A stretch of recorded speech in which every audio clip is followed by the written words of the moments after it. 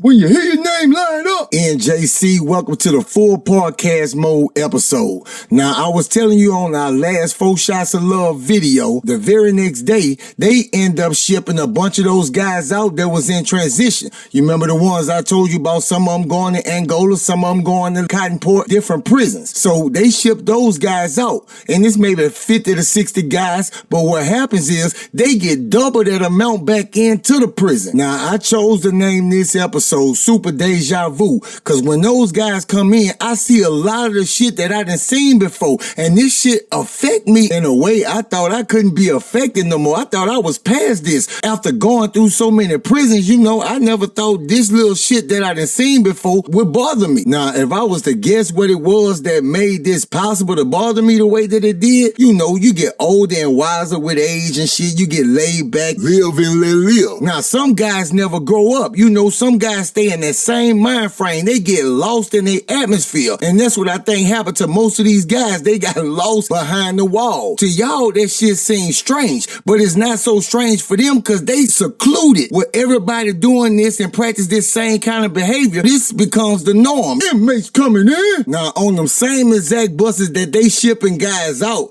they done ship guys in. These guys coming in, we just looking. You could clearly see they coming in on some bullshit. They ready. They ain't coming in here scared and trembling and shit. You got a couple of little guys. I ain't gonna say a couple. It's a great deal of little guys that's coming into this prison. You could tell they first timers. Being a veteran, your mind automatically tell you a lot of these guys gonna get taken advantage of. A lot of these guys gonna get turned out. A lot of these guys gonna get hurt or even worse, rolled out. The CO's telling them to line up. They looking at dudes they know, and a lot of these dudes either kin or they had alliances, all kind of shit going. What's up, Bucket? Sound Rooster Ray? They speaking Wookie. You know, shit like that. Now, you could tell they don't give a damn about what these COs talking about. The COs started trying to get them assigned to barracks, and they talking about Viso. What's down, V's? The COs started telling them, "Chad, back in line." Constantly gotta talk to him. Shit like that tell you a lot about a dude. He coming in here strictly to do it his way. I see a few guys I knew from other prisons coming in here, like LeVar, Jared, T.A., couple other different guys as well. The inmate that end up catching my attention this morning while the COs assigned them to their barracks is an inmate named Puck and a queen they call Doll, D-O-L-L. Puck and Doll, they both come from Allen Correctional, so while the guard assigning, they out there at each other's throat. Bitch, I better not ever catch you walking up and down nowhere. You know how we playing. That's what the queen Doll started telling Puck. Now, I know what caused this, because Puck just looking at Doll like this. Now, something I found out later in this story, the queen they called Doll had an old man in Allen Correction named Daniel. He used to be a hustler or whatever. One day, Puck put it on him. So it's beef with them. They was getting down dirty in Allen. The dude Puck just getting under Doll's skin. So bad, Doll just popping off and shit. CO steady saying, "Shut the hell up." You know, doing all that shit. This dude Puck know how to really get under people's skin. He just activating Doll. You could tell Doll got a quick temper. Bitch, stop playing with me. Puck tell a CO once the CO tell Doll to shut up. CO, let me slap the fuck out of him for you. Let me do that for you. I'm just for you, you heard? The CO he playing with Second Lieutenant Pratt.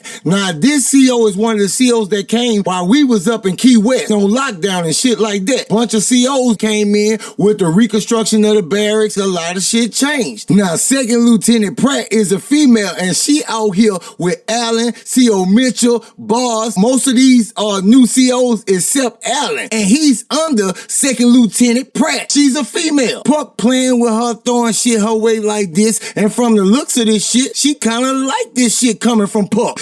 Boy, stop playing and get your ass back in that line. Giggling and shit. You could tell the difference when Second Lieutenant Pratt started talking to Puck. Then when she started talking to Doll, you got one more time to open your goddamn mouth. It ain't a big stretch to see that Second Lieutenant Pratt, as time go on, you can see she's starting to enjoy all the attention from the inmates. Now, Puck and them do this one more time. Allen come out there and tell them shut their goddamn mouth or they gonna get their ass beat to sleep. Now, if you a real one, you gonna already be able to tell where this situation going. After Allen finally stopped that shit between them, the COs finally get everybody assigned. When everybody get assigned and the COs leave out, everybody start flooding out and linking up with the dudes they linking up with. Now, when these inmates right here come to this prison, shit start happening to so many different people, cause people to start picking sides. This how big crews get even bigger, different alliances form. Now, I'm gonna take you through a 7-day span of when these specific inmates arrived at this prison. This first day they get here, notice I haven't been even talking about the showers. Everybody was able to get in and out the showers with no problem. The first day they here, besides them mugging, talking secretly amongst each other, the only thing happened is when me and New Jack go to the showers like 2 hours before lockdown to take our shower. Now, me, Cal, and all the New Jack members that's in C barracks, we come out our barracks with our toiletries or whatever, hook up with the rest of the New Jack crew. Now, as we walk into the showers, we see somebody farther down hollering, New Jack, look here, look here. We look back, it's Fred, Israel cousin. I ain't no dude even knew my name, you feel what I'm saying? The only thing I really ever knew of this dude, when some mess kick up with his cousin Israel or Mackenzie, he was right there in the middle having a back 100. Plus, I just can't forget dude used to do business with Coon, and I say used to, cause when Coon got hit up stupid style, he ran off on the plug. He ain't figure he had to pay them boys. Them boys just kinda outlawed him too. So we started walking, he jogged up and tried to talk to us, say, New Jack, y'all about to hop in the old shower thing, I'ma roll with y'all. We had to stop him right there. Hey Fred, we gonna be all the way over somewhere else discussing some business or whatever. We ain't trying to get caught up in nothing he got going. Fred walk in the bathroom at the same time we do, but he stop at the front and we keep moving all the way to the back. Now for the most part, everybody that come in the bathroom to take their shower, they leave spaces in between showers. The shower's been extended too. They got enough room to do whatever it is they need to do. So it ain't no sense of being right next to no other man or no other crew unless the shower start to fill up and you ain't got no other choice but to be smushed together because the shower's full. Now if it ain't that many people in the shower and a dude can go 4 showers over but he come next to you, you know he with the bullshit. Now the shower work light.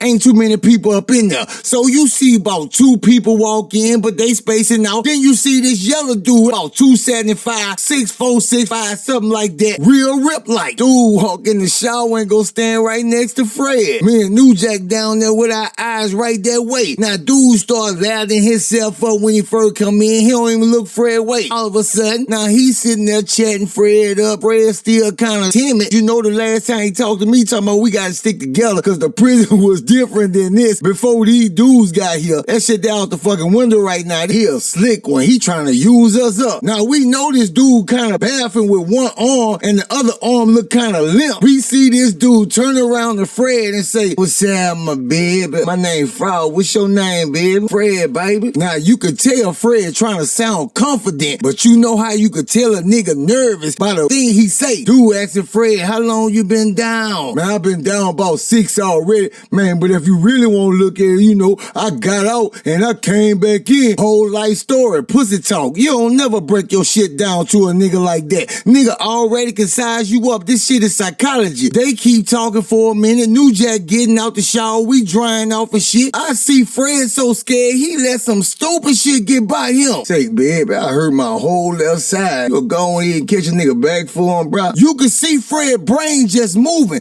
Now he knowing he got a couple decisions to make. If he offend dude beat his ass, or he could just do it and don't make the situation weird. We see Fred reach for the goddamn towel. Dude turn around, Fred start washing his back. Shit ain't crazy right now. You know, shit weird to us, but I guess it ain't that crazy to Fred because he doing the shit or whatever. Another dude walk in to take his shower. Now he goes to the shower on the opposite side of Fred. My dude start to use his little liquid soap, you know, lathering up. He don't even look they way. That's for about 2 or 3 minutes. Then he turn their way and say, God damn, what this is, man? That look like some party shit right there, huh? Fred look at dude catching how he playing. Stop this, man. Nah, he ain't even going like that, bruh. You know, trying to put his cocky on. And they all just kind of laughed the shit out. Well, the 2 dudes kind of laughed the shit off. Fred just standing there with that look on his face like, you know, dude playing with me on the slick. But me and the majority of New Jack, we done seen this shit before. That's why we call this super deja vu. Now, Fred say he did 6 years in one stretch. He must have did all all his time in one parish. Although Fred might be a veteran, he not a seasoned veteran. Only time you can really get that rep is if you done been through a bunch of different prisons. Let me explain this. You might go through a prison and they might do things one way, play games this way,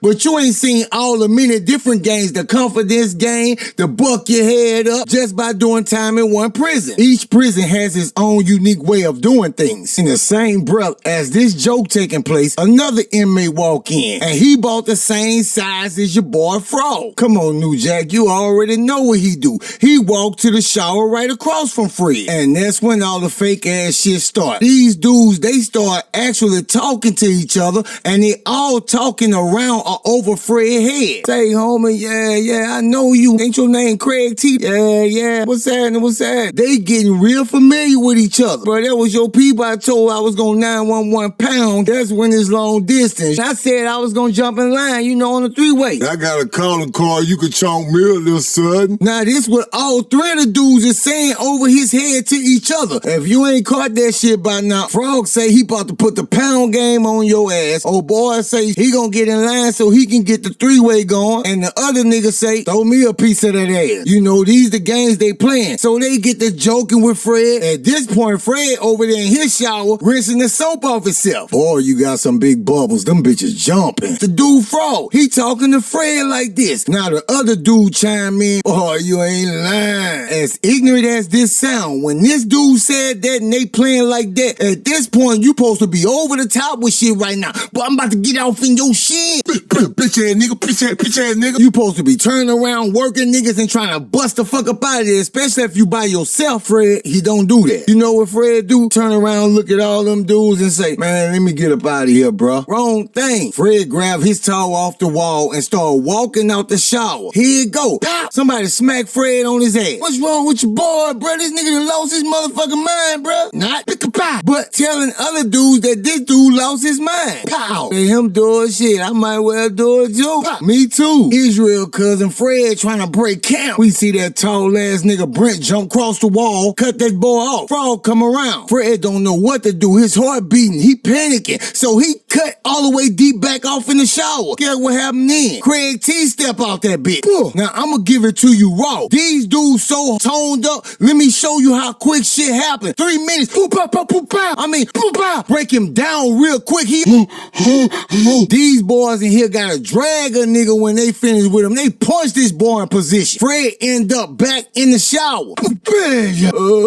Before we make it back from where we at to the front of the shower to get up out of there, it's 3 big niggas got him in the bathroom. He damn near off his feet. How they going in that boy? For that boy Fred, that might be a blessing in disguise. He might not even remember this boy is he's somewhere between dead and alive. They bust that boy all the way until lockdown. And guess what? Take that boy straight with them to G. Now Frog, Craig T, and Brent, them boys from Oval's Parish, Cotton Port. Besides that Pook and Dog situation, ain't really much of nothing happened that day. That's day 1. Let's go to day 2. Sergeant Leedale, C.O. Nickett, and Price come to wake us up that next morning. We see C.O. Leedale while Price calling roll go walk up to the dude Straw, who also the rapper Shout homeboy. He go walk and C2 by the dude Straw like he inspecting something, then go inside his inside jacket pocket and reach dude a cell phone. Ask dude where he want him to take the other 2 cell phones to. I hear this with my own ears. It's like C.O. Leedale working for Straw and Shout them. He say take the other 2 to Shout. He gonna know what to do with them. Straw got about a crew of 15 and Short his right hand man. This how most of the COs turn into dirty COs. Come in trying to do a quick little hustle and sell a couple things, but dudes hold that shit over their head and they gonna just turn them loose like that. And before you know it, they doing more and a little bit more. Turned out in their COs go get whatever they ask for. I look at Cal looking at me. We both got our eyes on Sergeant Leedale because we lost our phone when we went to Key West and lockdown. We trying to figure out how we can get our hands back on another cell phone. Price finished up with the road. They released us to Child, whatever. I told you in the earlier episode, Short was from Angola. He was the one dude dude called him old Nas rapping ass. Now Booney, 30, RJ, and Toby, they a part of Straw Crew too, but they come from BB Rayburn. I get myself together, I head outside, it's about 4:50 a.m. At this time, the only kind of dudes I see out is like C1, C2 dudes. They got some dudes from Elaine Correctional Institute. I learned their name later on as well. One of them named Toon Dub, and they got a couple more little homeboys. It's about 6 of them. They all just sitting out between B and C barracks. This the first time I actually take notice of these dudes. They sit and wait on a dude they call Ditch to come out of there. He from Elaine Correctional Institute as well. And he got about 4 or 5 little other dudes he hang with, but the dudes he hang with seem like all of them got a little problem, you know, on the slow side. Now they spot this little dude coming down the barracks, getting ready to make his way on the outside. The sun ain't even begin to rise. It's still dark, so they all been down on side them iron benches. You can't see shit if you ain't focused on it. Little Dish come out the barracks. They spread out real fast. They already got some shit in their hand. I can't even tell what it is until they wrap the shit around this dude's neck.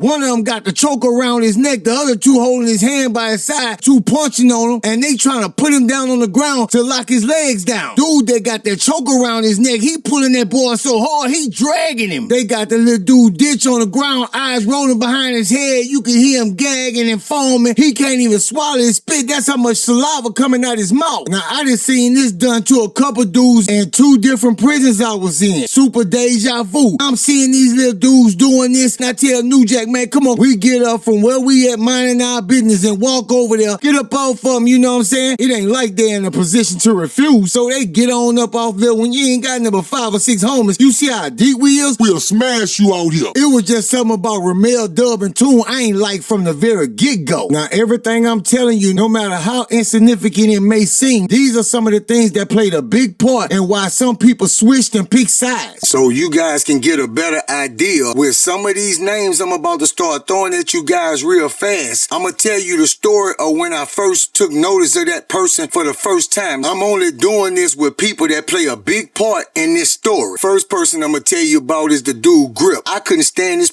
ass nigga from the day I laid eyes on him. Now, I started with Grip because Grip came into the story around about this same time. Everybody outside, he running around playing, you know, they doing little stupid shit. They tying each other hands up, seeing if each other could escape. They play this for a while, everybody just looking at them, they hee and giggling, they super bubbly. After they get tired of playing Houdini, they start wrestling with each other. Right after they finish wrestling, they start laying on their back, taking turns, holding each other by the leg and flipping each other. I know a lot of you guys know what this is. You got 2 guys, each one of them got a leg apiece, and they holler 1, 2, 3, and a backwards free, and they just kind of flip you over, make sure you land on your feet. It's about 5 or 6 of them little niggas out there running around flipping each other. Hold on, little Tristan, boy, I'm about to go get Hank. Grip got a cousin in here named Big Hank. That's why he feel like he can't be touched. So when it's time for little Tristan turn, he tell Tristan he about to go get his cousin Big Hank. Couple minutes later, he come running back down here with his cousin Big Hank. Tristan go lay on the ground and each one of them take a leg and they go 1, 2, 3 and a backwards free.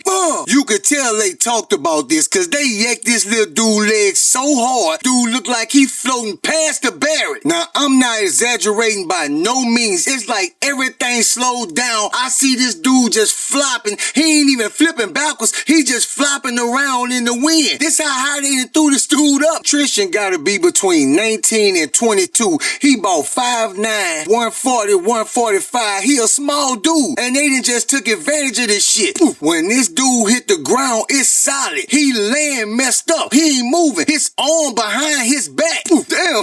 Tristan, man, that's how bad, man. Come on, man. Get up, bruh. Now they running over to the dude Tristan acting like they concerned, but they giggling and laughing at this little man laying on the ground. Come on, man. You alright? Get up, bruh. Get up. You alright? You could tell this injury is real serious because they take about 10 to 15 minutes to wake this little dude up. When he finally do come to, they stand him up, he fall down. They stand him up, he fall down. Everybody telling him, man, this dude messed up, bro. Once dude fall down for the 3rd time, everybody just tell him, leave him there for a second. So we looking at this dude arm, you can see his collarbone broke and he got a compound fracture. This little dude got a big ass bone sticking out his skin. A lot of people try to offer aid and help little one or whatever. Dude's getting wet towels, trying to get dude right or whatever, but he just out of it. Now you got 5 different inmates going to different spots trying to get the attention of the COs. It takes them about 15-20 minutes to render aid to this little dude. I'ma kind of get ahead of myself because I want to tell you what we found out was wrong with this dude. Dude got a broken eye cave, an orbital fracture, his nasal fracture, his jawbone, his collarbone. He got a shifted spine and he missing teeth. It's safe to say this dude is a young man, but he'll never be the same again. He got so many serious injuries. This was some messed up shit that them boys did. That's why I never could stand that dude grip. Once medical take Tristan out, these dudes still don't miss a beat. They still running around playing, don't realize they done messed somebody's life up forever. The same day right after that shit happened, you see Midnight coming through. They tearing up shit trying to find the dude Bebo. Did you see him, my nigga? Man, y'all seen Bebo? So he just asking different dudes have they seen Bebo. One dude just so happened then seen him. He over there with them dudes over there by the pyramid and he been over there. Dude tell Midnight that he get his crew. Yeah, I'm about to show this boy. They looking for this man like this man owe them something, some money or some kind of shit. Y'all just had a fight and you want to keep this shit going. To show you how sad the situation is with Midnight and them, nobody goes to pyramid to witness the fight. The only thing we see is Midnight and them march over there till they disappear from our view. Take the goddamn cards off the board. Ain't nobody playing shit till we figure this shit out. What the fuck is all this? You can bump that shit down, ho. You ain't scaring nothing here. I ain't gotta cheat. Bitch, you're doing something. It's too many of the same fucking cards in this one deck. Now the entire barracks, aka Independence, they been gambling all day. They playing spades, tonk, and pity pat with the cards. Pigeon stopped the whole game and say, dog, cheat. Everybody know Pigeon good people, but Pigeon is known for cheating when he gamble. So I wouldn't be surprised if Pigeon ain't done put them cards in that deck himself. As they go backwards and forward arguing, you could tell it's a lot of money on the board. You hear 100 here, 20 here, 30 here. They keeping score. They been signing books. You could tell the queen they called Dog then went in and bust Pigeon up because Pigeon don't want to pay the bet, don't want to sign the book. Gotta put that signature on that tablet for that shit to count. How that shit was going, we never expected this shit to spiral so quick. Boom, boom, boom. Pigeon and Dog get in the blender right quick. They trying to rip each other's skin off. The fight is like what and what when the shit first take off. You see this. I couldn't believe my goddamn eyes. Dog caught Pigeon with a clean ass uppercut. Pigeon just can't get it together. Them legs ain't no good.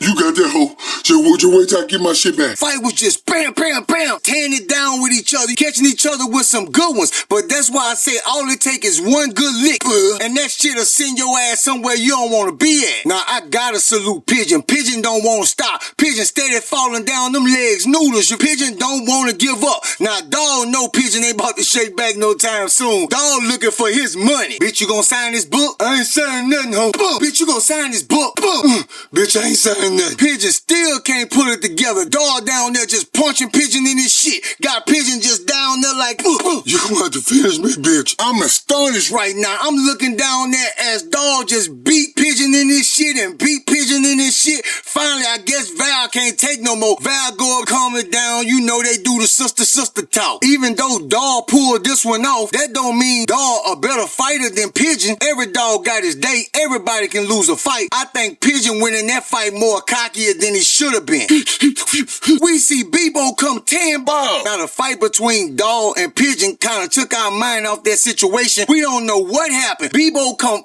flying like the wind. Now this the goddamn kicker. This man been passed us by. We don't lay eyes on Midnight and them till 40 seconds to a minute later. Where that bitch went, bro? I don't know, bro. All I felt is the breeze. I seen exactly where Bebo went, but I wasn't telling them niggas shit. Find him yourself. They ain't gonna find that boy. That boy track star. Now I'ma call out a couple names like Janelle, Black Boo, Red Boo, Pig, Cricket, and Stephon. All them dudes come from River Bend. Ever since they got here, we been watching them. They been running around beating dudes up, jacking dudes, and they only been here 2 days. Now they gonna be coming up soon in the episode, but what I wanna do is skip up to this night. Going on with the lockdown, we see about 10 little dudes come creeping from over there by Pyramid. Now I don't know where they came from, but I know they came from that way. Now the way they walking, they acting real suspicious. You could tell they trying to stay out of sight or something. But I look at one of the dudes when he passed me by. I say, I know this dude from somewhere, but I can't put my hand on on it. Now they fire up a cigarette and go on side of B Barry. Then the shit just fall in my lap where I know this dude from. This the youngest brother with the strap boys. Now he with a bunch of newly dudes. He ain't with his brothers. I don't know if they got shipped or they got released, whatever, but he ain't with his brothers. He with 10 more dudes and seem like they all listening at him. Just when it dawns on me where I know this dude from.